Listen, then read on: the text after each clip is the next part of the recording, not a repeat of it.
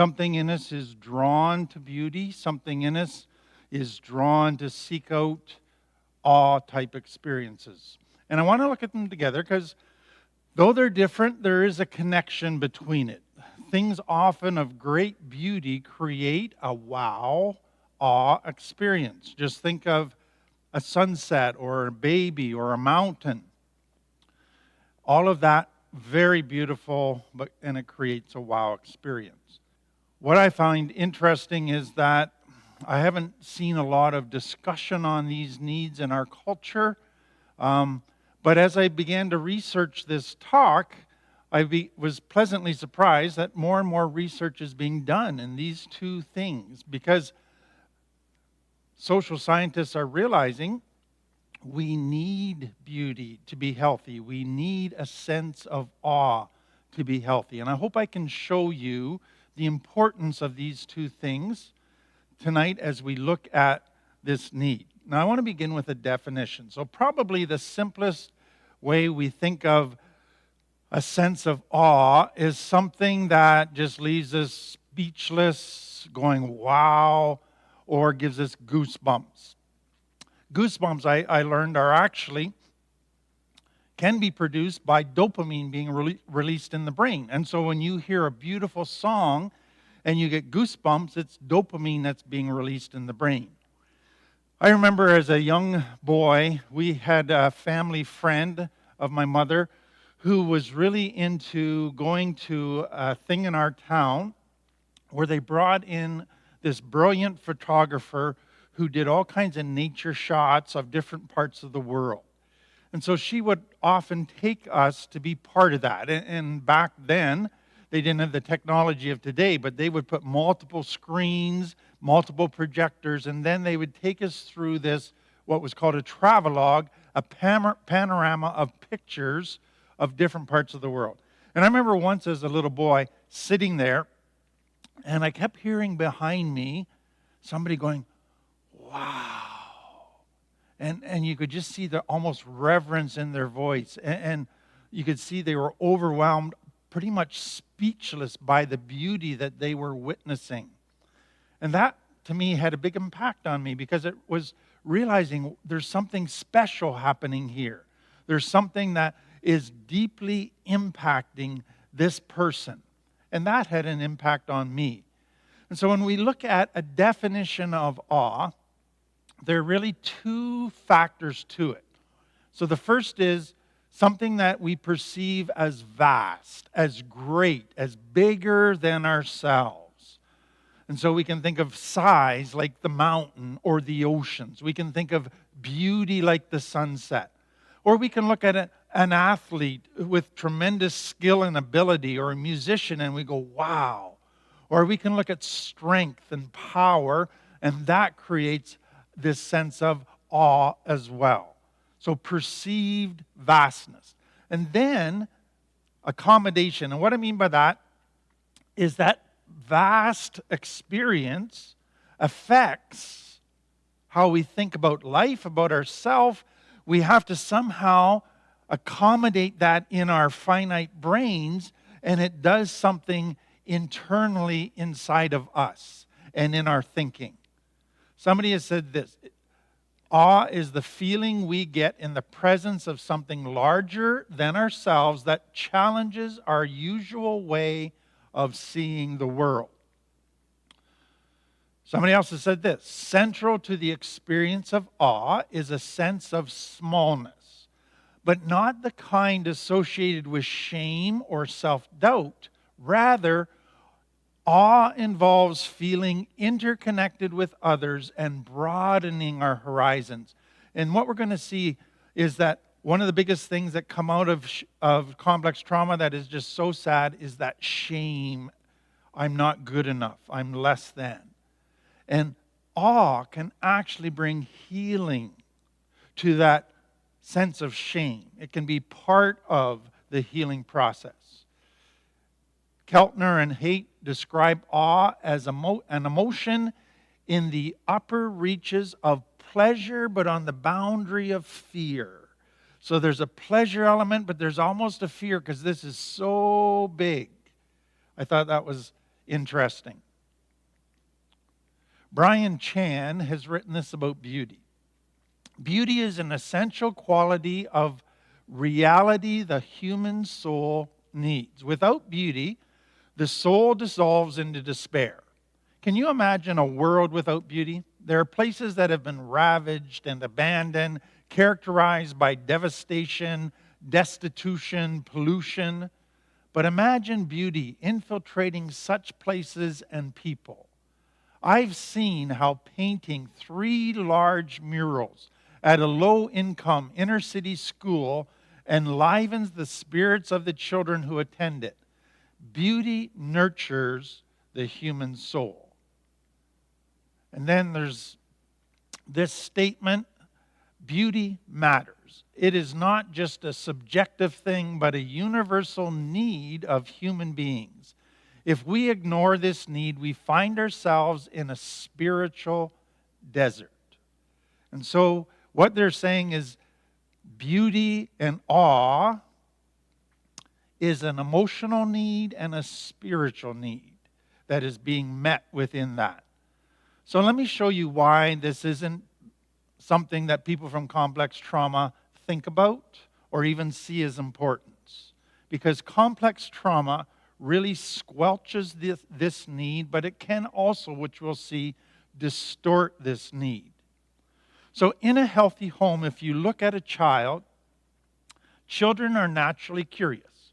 And so they love to explore. And as they make new discoveries, a bug, something in the basement, it excites them, it fills them with pleasure, and it often leaves them with a feeling of awe. And so when a person is safe, the natural instinct of safety is to explore outside of the world, to explore into interests, into things that are beautiful. And you have the freedom to do that, but not so in complex trauma. Because in complex trauma, the child is in survival mode. And so everything is all about just not getting hurt, surviving to the next day. You don't have time to explore. You don't have time to look at beauty. You see those things as unnecessary, low priority, unimportant, irrelevant, because they have nothing that they can do to help you survive. And so you just get rid of them as anything of importance. And so what then happens is fear becomes our awe experience. Fear is something greater than us that we cannot control. And so our eyes, our focus gets put on looking for danger because of fear that will happen when we find the danger. We want to prevent getting hurt. We want to try to prevent the fear. But what I want you to see is that what happens in complex trauma is the thing that gives the wow is a negative experience. It's a danger experience. It's the fear that causes you to be speechless, to be frozen stiff, to be without ability to respond, overwhelmed by. And so complex trauma totally flips the need for awe from a positive, overwhelming, beautiful thing to negative fear. But it goes beyond that.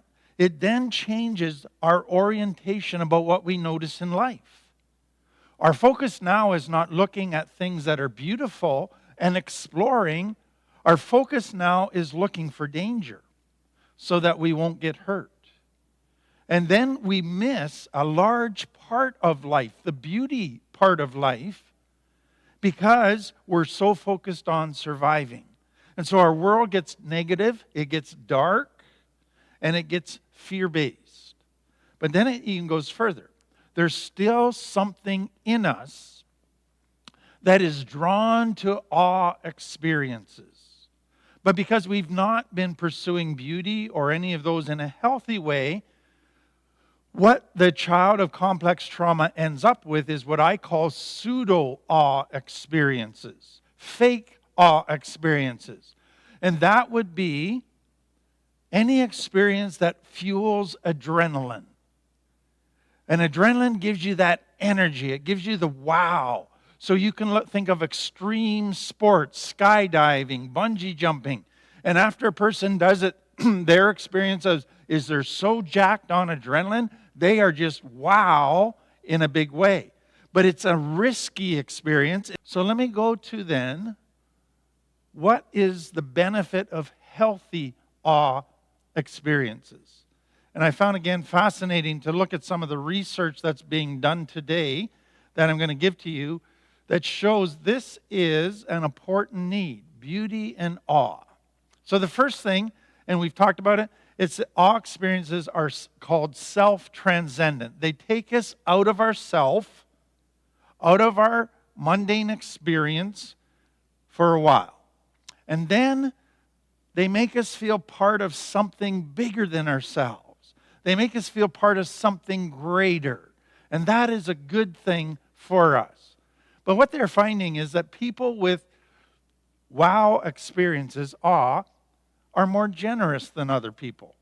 So somehow in taking us out of ourselves, making us feel part of something bigger, it makes us more generous to others. And so part of that is they don't feel like they're the center of the universe anymore. They realize they're part of a bigger thing. And so another way to say it is healthy wow experiences increase pro-social behaviors. It helps people feel motivated to help others. But then they're finding it helps our mental health. So like I said, when we have a wow or an awe experience and get goosebumps, that's dopamine in the brain. And wow experiences also release serotonin in the brain. And so dopamine and serotonin, two very positive brain chemicals, and they reduce our inhibitions and our anxiety, and they draw us to connect with other people. In other words, wow experiences improve our overall mental health. They improve our mood. And that is a very positive thing. But then they're finding that it also is beneficial to us physically. And so they have found that when a person has an awe experience, it affects, it's called the interleukin-6, a pro-inflammatory cytokine. But what that means is it reduces the risk of heart problems. And that is a positive thing that comes out of awe. And then another one is that people that experience awe on a regular basis deal better with stress than other people.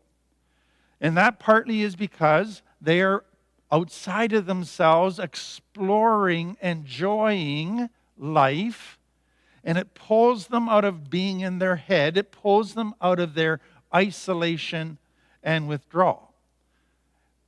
Dr. Andy Tick said this: in the past several years, a great deal of scientific and popular attention has been directed toward the experience of awe. For example, awe uniquely predicts indicators of the body's inflammatory response implicated in the onset and progression of various chronic diseases, cardiovascular disease, and depression. So it's helpful in a number of different diseases. Mental health, it enhances critical thinking, the ability to think clearly, and it may reduce post-traumatic symptoms. In other words, the experience of awe in a healthy way helps people with trauma. And I think I've seen that in my own experience as a counselor in this field, and I want you to be able to think about that, because I think it could make a difference in your life as well. Let me give you a couple other benefits of the awe experience. It aligns us with reality. And what that means is it just reminds us of how small we are in this vast universe, so that we don't get too big for our britches. It helps with some ego, pride type things. One study says that awe expands our perception of time. It anchors us in the present moment. And when people experience awe, they are more likely to feel that they are rich in time. It opens up for them less stress, less pressure, less feeling, oh, I only got so much time, to just enjoying life, feeling a more richness of the time available to them. Others study, it inspires creativity. Experiences of awe have inspired countless works of art, from landscape paintings to romantic poetry to spiritual memoirs. Another study, in darker times in our lives, a sense of awe can lift us out of that and give us hope, because it makes us feel part of a bigger picture in life. Another study, awe helps us to think more flexibly and see things in a new light, outward rather than inward. In other words, we are easily locked into rigid thinking, especially from complex trauma.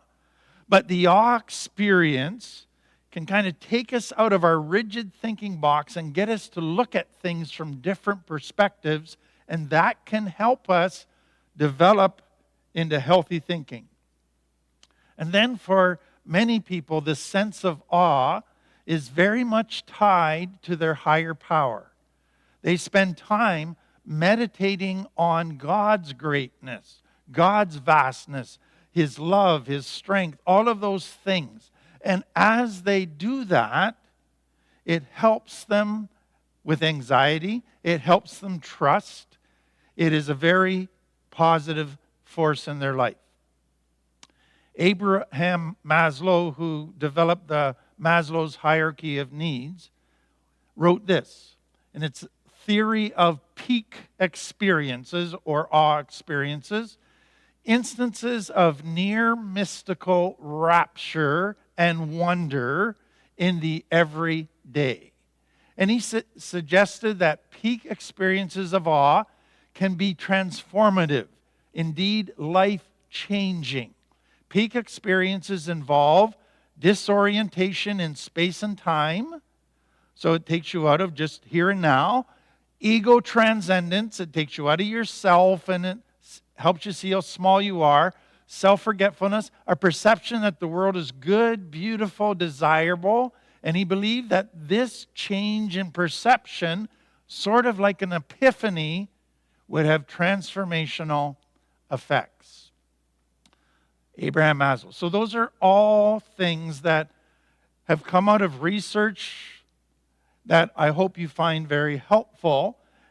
But now the question becomes, okay, if I grew up in complex trauma, I haven't experienced this awe experience in healthy ways.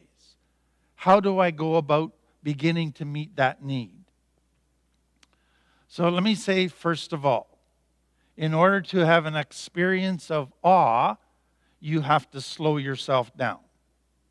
So what happens for a lot of people when they get up in the morning is like while they were sleeping, their RPM of their internal motor was at 1,000. They get up and within a couple of minutes they get it up to 8,000 to 10,000.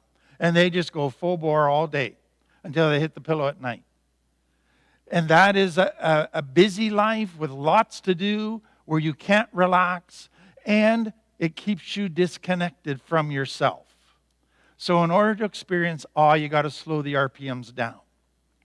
And you kind of have to prepare yourself by setting aside distractions and focusing on something. That is not natural for people from complex trauma. That is a skill that you have to learn how to do. But I want you to understand that that's an introductory steps necessary to experiencing awe. At a very simple beginning place, I would say just take time to enjoy nature. Go for walks. Watch nature shows on TV. That way, again, you've slowed yourself down. You're just out to enjoy the beauty of nature. And that can be the beginning. There are things on YouTube where there's actually, if you have a virtual reality type glasses, There's a thing called the Awe Walk. And you can put that into your virtual reality and look at all of this beautiful photography. Another thing that many people find is certain types of just good music create those goosebumps, create that sense of awe. And for others, there's very much a spiritual, higher power, meditating on God component. Now, I want to say just a couple things before I move on to the final part. I think it's important to understand that when we have an awe experience, it doesn't last for a ton of time. It lasts for a few minutes to a few hours. And the other thing that you have to realize with that is that if you just look at the same thing every day without changing it up, pretty soon you will no longer have that experience of awe. And so you need to have periodic times in the busyness of life where you come out of that busyness and just take time to focus, and then you can experience those awe experiences consistently and in a beautiful way.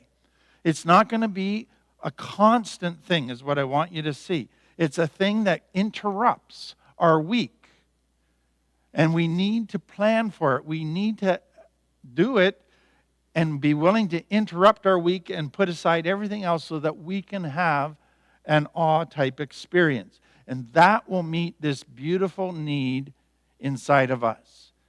Something else is that for most people, to just experience an awe experience, like looking at mountains, there's something when you experience an awe experience, you want to share it with somebody. You don't want to do it alone. You need to feel a connection at those times. And that connection can be to your higher power, to another person. But awe experiences are designed to be shared, to be even more meaningful. You can think of as a parent the times when you saw awe in your eyes, the eyes of your children, and it just filled you with joy. You felt awe just at them feeling awe, and it increased your awe what was going on. And so awe experiences are designed to be shared. So let me just give you a couple things that might be helpful, just things that can get you started.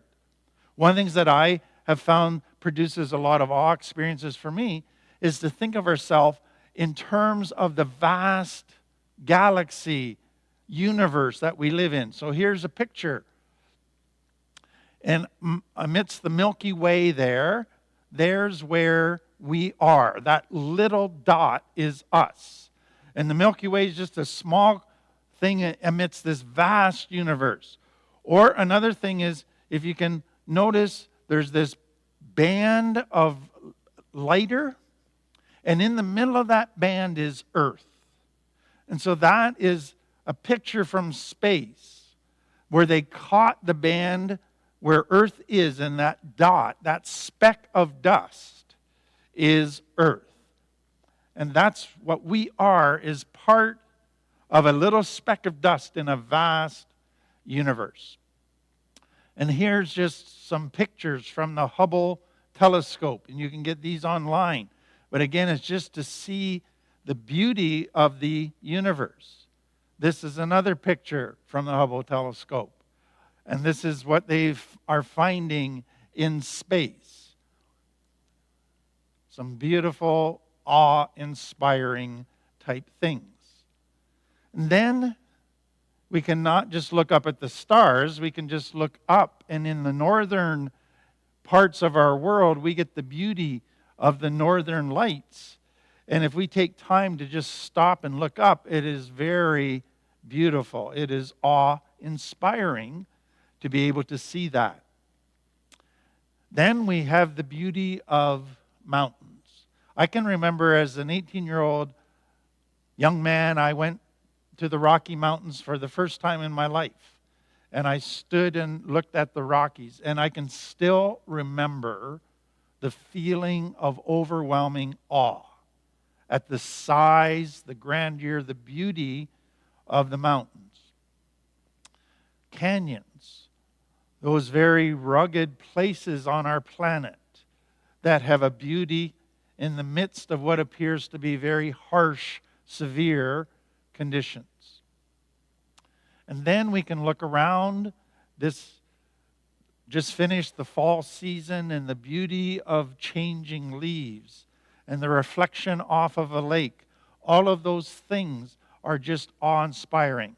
And again, in our northern climate, as much as many hate winter, there's a beauty at times when we see the hoarfrost within the winter. And then there's always the beauty of a baby, of a baby animal, a baby human.